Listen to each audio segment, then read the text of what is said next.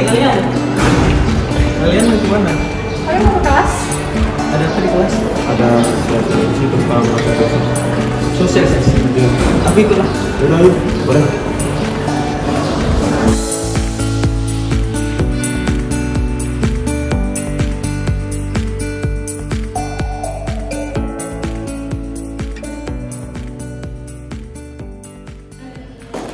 Assalamualaikum warahmatullahi wabarakatuh. Waalaikumsalam warahmatullahi wabarakatuh. Selamat pagi adik-adik sekalian. Selamat pagi. Pada hari ini saya dan 3 rekan saya di sini ingin melakukan sosialisasi mengenai pentingnya pengelolaan aset desa bagi masyarakat desa itu sendiri.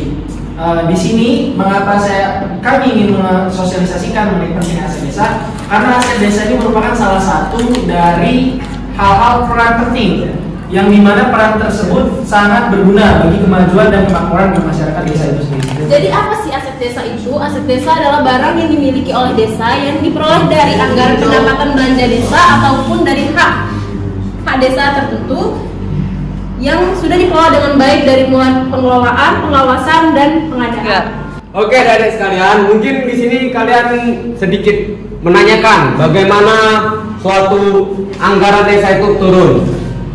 Di dalam pemerintahan sudah diatur dalam yang namanya peraturan pemerintah nomor 8 tahun 2016 yang dimana jumlah dana setiap tahunnya mencapai 450 triliun. Baik adik-adik sekalian, selanjutnya ada contoh kekayaan aset desa yang bisa kalian lihat di 8 poin ini. Nah, dari contoh kekayaan aset desa ini, pemerintah desa itu sendiri bisa memanfaatkan aset desa untuk melakukan penyewaan, pinjam pakai ataupun kerjasama pemanfaatan, di mana pemerintah desa itu bisa mengoptimalkan daya guna dari aset desa itu tersendiri. Ya, demikianlah sosialisasi dari kami selaku perwakilan dari Badan Perwakilan Desa dari Desa Sungai Raya. Untuk adik-adik atau mahasiswa sekalian, jika ada yang ingin bertanya atau seputar hal yang masih ingin diketahui, dipersilakan. Oke, silakan dari Mas. Jadi gini Pak, kan dari apa yang telah dijelaskan oleh Ibu tadi mengenai kekayaan desa nih, dari yang telah disebutkan itu ada 8 item. Biasanya kekayaan desa mana yang paling menunjang untuk anggaran pendapatan belanja desa? Itu mungkin dari saya. Terima kasih Pak. Pada ada kawan yang bertanya mengenai tentang kekayaan dari aset desa yang paling menonjol. Indonesia ini sendiri merupakan suatu negara agraris yang dimana sebagian besar penduduknya itu bekerja sebagai petani. Oleh karena itu sebagian besar desa itu biasanya mengandalkan komoditas pertaniannya. Komoditas pertanian itu juga dapat disesuaikan dengan keadaan atau potensi desa itu sendiri. Jika desa itu terletak di atas datar tinggi, maka biasanya itu komoditas seperti sayuran-sayuran yang biasa ditanam, ataupun cengkeh, ataupun kebun teh, atau beberapa lain macamnya.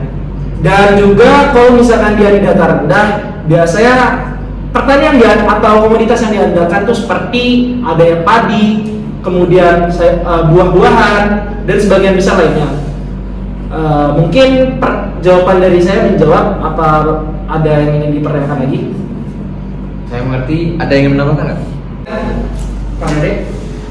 Izin Pak, Bu, izin menambahkan, menurut saya kekayaan aset desa yang menunjang juga yaitu termasuk pasar desa dan juga mungkin pasar hewan. Oke, ada yang masih ingin bertanyakan? Ya, kamu silakan. Izin Bapak, saya ingin bertanya tentang jenis aset desa. Nah, dari yang telah disebutkan, ada jenis aset desa yang menyebutkan tentang kekayaan desa yang berasal dari perolehan lainnya desa. Nah, contohnya seperti apa Pak? Saya ingin tahu. Ya, terima kasih atas pertanyaannya. Yang mengenai contoh dari kekayaan desa yang lain yang didapatkan secara sah.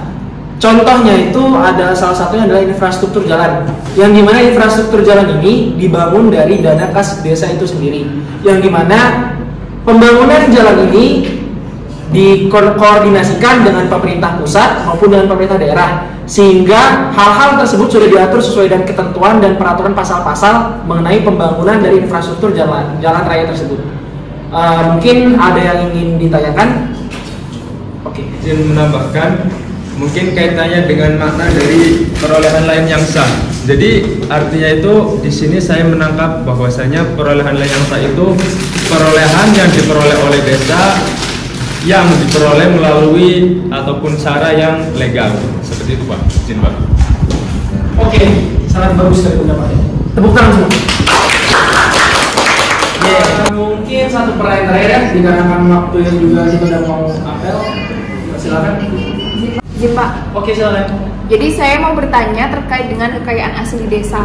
Bagaimana jika satu desa itu tidak memiliki kekayaan asli? Contohnya itu seperti kelompok-kelompok minoritas yang mungkin dia kurang mengetahui apa potensi ataupun kekayaan asli dari desa tersebut. Lantas bagaimana desa tersebut memiliki aset? Terima kasih. Desa yang minoritas yang dia tidak memiliki potensi-potensi, bagaimana cara mendapatkan suatu aset desa? Tetapi sebenarnya dari desa itu sendiri, secara umum atau secara alamiah, desa itu memiliki suatu potensi secara geografi. Yang dimaksud di sini adalah ketika suatu desa itu tidak memiliki hal-hal tersebut, maka desa tersebut dapat mendapatkan aset desa mulai dari pariwisata, penggunaan pariwisata, kemudian juga pengelolaan terhadap kebudayaan dari desa itu sendiri. Sehingga dengan adanya bimbingan yang tepat dan pelatihan yang tepat terhadap suatu desa, terhadap masyarakat dan juga penambahan soft skill, diharapkan nantinya hal tersebut dapat muncul. Jika ada yang ingin menambahkan, dipersilakan. Siap. Oke, silakan. Mohon izin Pak, izin menambahkan seperti maksud secara sederhananya di daerah saya dari pemerintah desa melakukan pelatihan-pelatihan khusus kepada masyarakat agar dapat mengelola sumber daya alamnya untuk pada hari ini. Terima kasih atas antusias yang telah diberikan oleh adik-adik sekalian. Semoga ilmu-ilmu yang kita pelajari pada pertemuan kali ini dapat bermanfaat. Demikian, wassalamualaikum warahmatullahi wabarakatuh. Waalaikumsalam warahmatullahi wabarakatuh.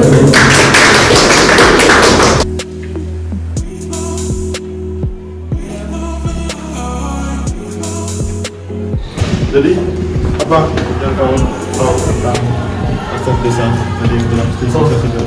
Mungkin itu emang keren banget. Jadi aku tuh bisa mengerti aset desa tuh walaupun nggak menyeluruh tapi sebagian besar lah. Benar.